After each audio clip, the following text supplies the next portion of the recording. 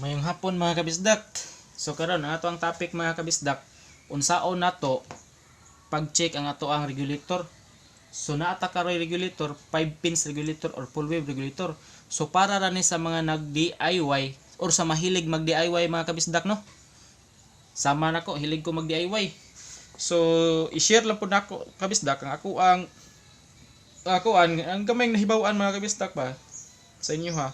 Kung saon ako or saon na to pag check ang regulator aron mahibaw-an na to okay ba siya or guba na.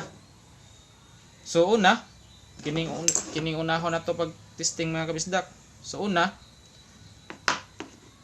ang ato ang tester mga kabisdak, iset na to sa resistance. Makuha na to resistance. So i-check iset na to sa ohms ang ato ang tester.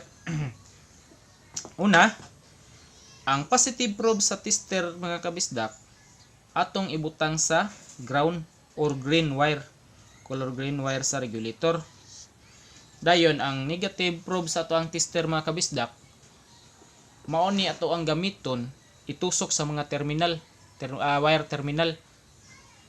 Dapat mo reading except sa puwa. So una na tong testingan ang itom.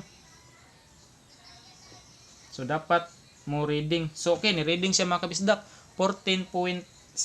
So pasado. Ikaduha arita sa color pink. Dapat mo reading. Okay, 7.02. Pasado gihapon mga kabisdak. Arita sa puwa, dapat dili mo reading. Okay, pasado gihapon mga kabisdak, wala siya ni reading. So next, arita sa color yellow, dapat mo reading. Okay, 6.23, buot pasabot. Okay siya mga kabisdak. So arita sa continuity. Continuity check ta mga kabisdak no.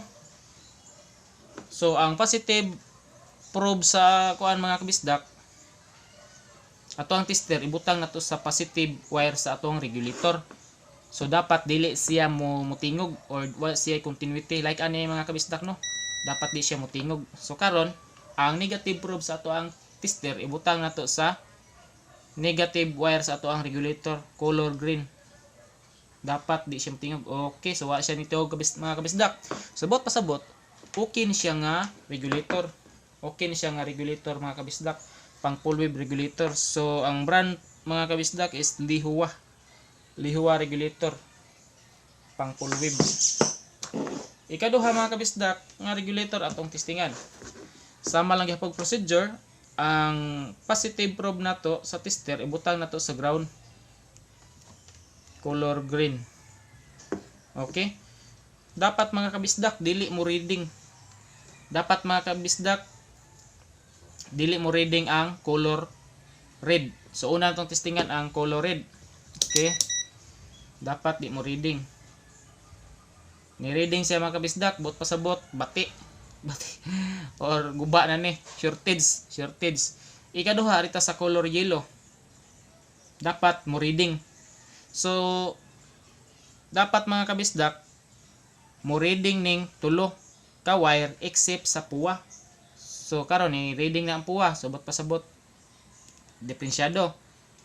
Ikaduha arita sa color yellow, dapat mo reading. Okay, 0.00, bati na pud mga kabisdak. Ikatulo arita sa color pink, 6.56.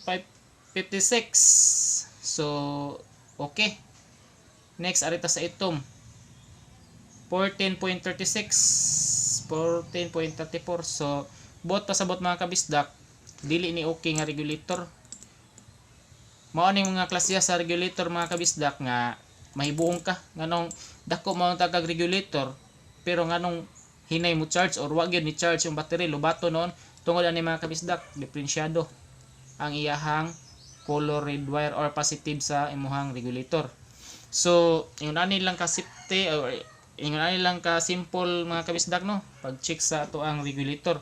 So subon nako para ni sa mga nag-DIY, sa mga wala pay knowledge or ganahan mag-cut-on og kuan wiring, mga basic wiring lang mga kabisdak no.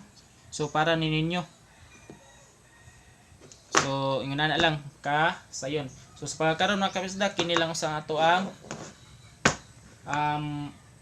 ikuan karon. So please mga kabisdak, subscribe my channel. And then mga kabisdak, ride safe always. So daghang salamat mga kabisdak.